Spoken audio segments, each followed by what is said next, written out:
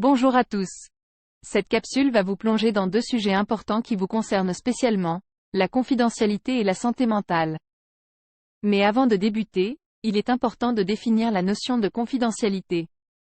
Alors, qu'est-ce que la confidentialité au juste? C'est comme avoir un secret que vous ne direz qu'à vos amis de confiance.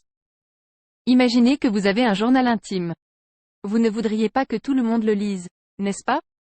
Dans le domaine de la santé, la confidentialité fonctionne aussi de cette manière. C'est de l'information qui vous appartient et auquel personne d'autre ne peut accéder à part vous-même et les professionnels de la santé.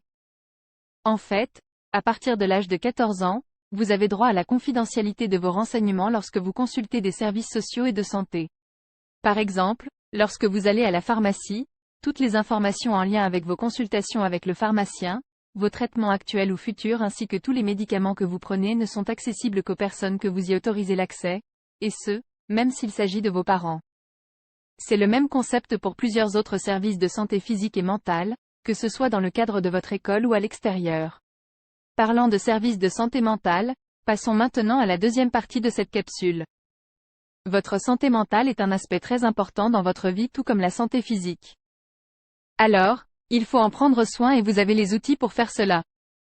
Il y a plein de ressources à votre disposition, que ce soit à l'école ou à l'extérieur.